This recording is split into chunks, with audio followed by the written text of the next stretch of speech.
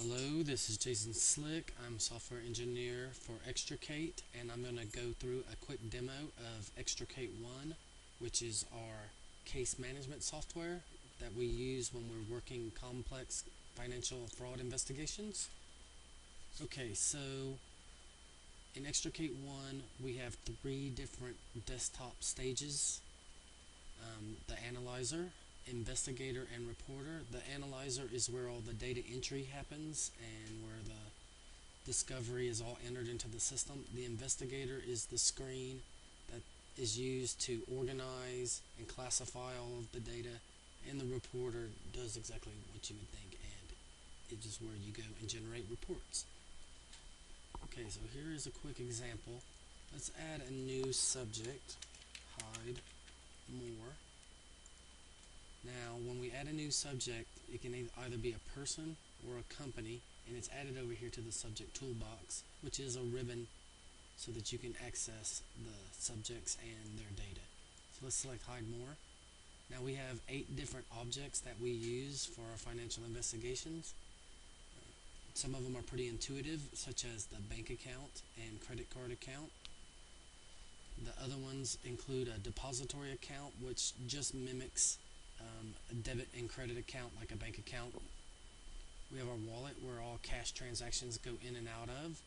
We have assets, liabilities, stocks, and bonds, which are pretty self-explanatory. Okay, so let's add a new bank account to show you how data entry works. So we click bank account, we select our bank. If it's not in our list, we have to go up above and add a new bank. So let's add Chase into our system. And now when we select our bank account, it's now on the list. Chase, let's give them a number, 2451. The starting amount, I'm going to start at 0, which is usually what we do. You can add a starting amount, which is what the balance will start from when the system does its calculations.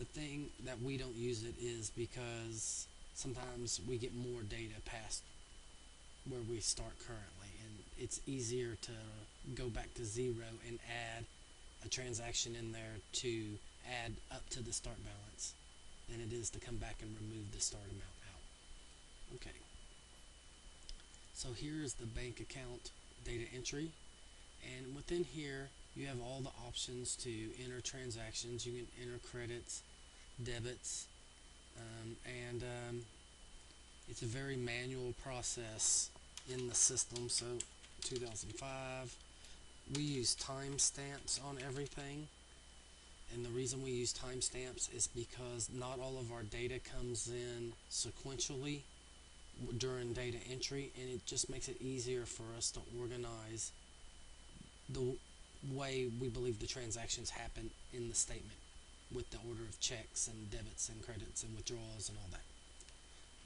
You put in an amount here, let's just say $100. Now within our system you can use the document image clerk, and what this allows you to do is go select PDFs that are meaningful to the data that you're working with and bring them in and associate them with the transaction. Sometimes this is bank statements, sometimes it's check images, sometimes it's receipts. We have a notes section where you can come and add notes to the system, and that isn't just another feature so that during data entry, if there's descriptions or something that the investigator needs to know about, they can just add it. Our system allows you to add more detail for things like checks, where we have all the fields, and you can also add a PDF that's just tied to the check and not to the transaction itself. In case you are adding multiple checks, you can have multiple PDFs tied to each check, or you could add them all within the transaction. There's multiple levels. Okay, so that's how that would be done, but we're going to do mass data entry. We have a whole set of data entry tools that you can find on the site, and when we do data entry from there, we have methods to export as XML, which is what we use to import into this software. All XML is a markup language similar to the same thing that web pages are displayed with, which is HTML. Okay, so we're going to copy that XML out of there into our area. Now we have images that need to be associated with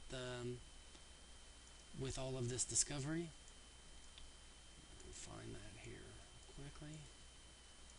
Okay, so just so you know, these images are just statements. There you go, statements. Okay, so now what we do is we tell the system to import, and it brings in all of the transactions, including the PDFs, and does all the association internally. And so now it's in our system, which means the data is in the database and the images are now associated with that data. Okay, as you see, we just brought in 352 transactions. Within the data entry, you can scroll by number. You can go by number to go to different locations in there. We display 50 on a scroll screen, and then a page turn is for 50. There you go. Okay, so now we have all this in there. We would go ahead and have done that for all of the investigation discovery that we have, all the bank accounts, all the credit card accounts, and every piece of substantial investigation data that we have. Now, then when we come into the investigator screen, this allows us to open up multiple subjects at the same time. Okay, so here is that account that we were just imported from Hide More. I'm going to go ahead and hit Run Summary, which goes through and checks all the notes and sees if anything has been organized already, and then makes a description, and you'll see that the summary changes as we do things. Okay, so within our system here now, we can select any transaction you want. When you select a transaction, it opens up down below in what we call the dossier. The dossier is different than the data entry screen that we previously looked at, because in the dossier you can open up multiple transactions which start to appear in this pull down list that you can then go through each one and select, and they'll stay in there no matter what you do on your navigation in the upper boxes, even if you change subjects. Here's a nice little feature. So as before, you can go to certain transaction numbers, and that's just an order count. So out of 352, we said go to number 152. Another nice feature is we allow you to put in a date, which will then scroll to that date. If I could pick a date within the year, we have the data. There you go. Okay, so now when we're within our system, we have a few things that we can do with our data, and that is using our tools. We call these our investigator tools. Now, as you see down below, again, we have the statement tied to the transaction that we were looking at, and we also have all the notes and now the ability to organize that. Now let me go through the various tools we have. The two most important tools are our tags up here in the upper right, and our trails, which is the middle of the screen. The tags are, you can think of them as a chart of accounts. Now, tags are displayed dependent upon whether they're debits or credits, so you won't get a tag meant for a credit when you're looking at a debit. And all it is it allows us to organize data simply. We could say this is a business expense. A beautiful thing about the way our tags work is that we can actually break up our tags into smaller bits and have multiple tags on one transaction. So as you see, we have $67.52 left over that we haven't categorized, and now we can select a whole nother tag and just say that. So we have multiple tags, and as transactions get organized, up here you'll see that the system will give you a heads up that it's been organized. We can of course, add more notes to the system. And this is just as you're going along. If you see information that is important to you, it is always good to add more notes. One of our most important features is our trails feature right here, and I want to go open another transaction so you can see that. Let's go open another user here. Okay, so This demo is a Ponzi scheme demonstration data. Okay, so we have money from one of our investors where they said they paid $100,000. Now, as you can see in our trails section, the computer has also already given us a possible match. The way that this happens is when we entered all the discovery in the beginning, we entered all of the bank statements and credit card statements and information that we had, and all the system does is go and look for a inverse of the transaction that's looking at. So if it's looking at a debit, it goes and looks for a credit for that same amount within 30 days of the transaction. And if there's multiple ones, it'll give you them here in this pull down list. And let's have a look at this. Okay, so it's saying that 2 days after this transaction, which here's the transaction we're looking at, and here is the one that could be a possible match, that to this Compass bank account, $100,000 was credited. So this is a movement of money from one known account to another, and that's where we use the trails. So we could just hit the add, and what happens is in the system it now associates the movement of that money between those two accounts for when we do reporting later. This can be very useful for things like redeposits and just showing the movement from the various accounts and as the money goes through the system. Now within our tools trails feature, we have a couple of extra buttons that are useful to use. We have this get from dossier, and all that get from dossier tool does is when you're looking at a transaction here and you already have what you think is a matching transaction down below in your dossier, you just click the button and go down there and click that one, and all that information opens up into here, and you could add. It makes it much easier to follow trails in certain situations. We also have a feature called to depository.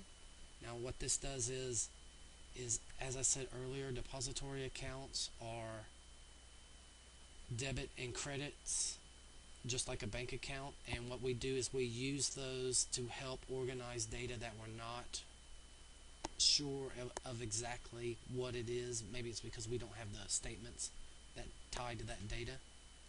So within there it would give us a list if we had depositories within this subject that we can move the money to. We could also go select other subjects and move it to one of their depository accounts. So we could say, let's move this to this person right here.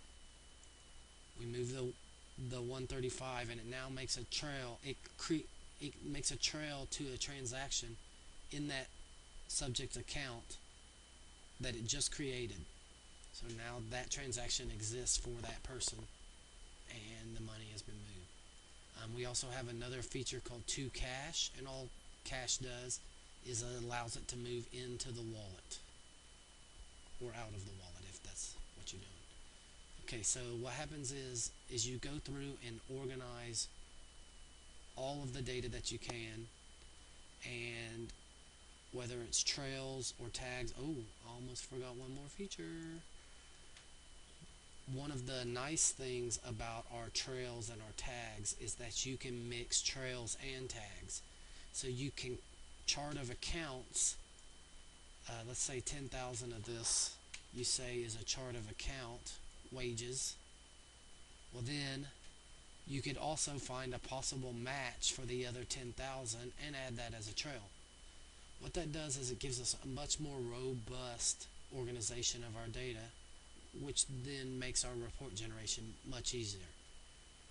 The last feature within our investigator tools is this links, and really all the links is a way for the investigator to group interesting items together. It's just say during their investigation, as an example, they found mortgage payments, but they weren't ready to classify them using chart of accounts or trails. They could just create a new link called mortgage payments and start moving transactions that they see that they think are payments into that link. It doesn't organize it other than later on it lets them go, hey, let me see the transactions that have the link of this. So it's just kind of like a grouping feature. Okay, so once all of the data is done for that account, you'll start seeing the summary change to done. So these will start changing from descriptions of the notes to done. Once we get that done, then and we go through all the different accounts and check that, make sure that everything is organized. Now, as you see in this system, we can open up many subjects all at once to make it easy to go through. And as we go through things, it remembers where it was in the system. So let's say like right here, we're at 35, transaction 35, and we go here, and then when we come back, it's still at 35. So that's some of our organization features. Now when we go to generate reports, we do 4 types of reports. We do 3 indirect methods of proof, which are the net worth, the bank deposit, and the expenditures computations. And we do 1 direct form of proof, which is sources and uses, which we find to be the most useful out of all of the information that we have, because it just shows the categorization of money coming in and the categorization of money going out in a nice, easy to read format. Okay, so let's generate a report of sources and uses.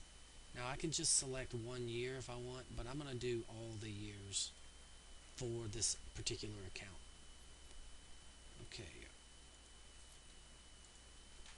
When our reports are generated for each account that was selected in the previous screen, it creates an analysis of that account, which is just, in this particular case, it's the bank account and its information, the days, the debit or credit, the amounts. Now we have them in separate columns here, which makes it easy to add up later when you're looking at Excel. This whole format is a mimic of what will be exported out to Excel. We have the notes over here on the right, and we still have the document images available to us on click from the report, whether these are statements or check images. One nice feature that the system does is if a transaction has multiple document images with it, when it generates these reports, it grabs all of the PDFs associated with that transaction and then merges them into one file as it's generating the report, and then associates it within the transaction here. Okay, we also have a sources and uses. So here is the layout of the trails and the tagging that we did earlier, which is very useful once it's all categorized. Now once all of this has been done, we have a nice feature called export. Now export allows us to export all of that information to Excel, which is pretty much what everybody uses for everything. So here now is in Excel that same file that we were looking at within the system, but now it's in Excel format, and it still has all of the document images associated with the transactions, which can be opened from Excel. And this is what you would share with, usually with the attorneys. If your investigation team uses the system, all sharing will be done within the Xtricate 1 software. But when you start talking to attorneys, everybody loves Excel. Okay, so that's a quick demo of how Xtricate case management software works. If you have any questions, give us a call, and good luck with your fraud fighting.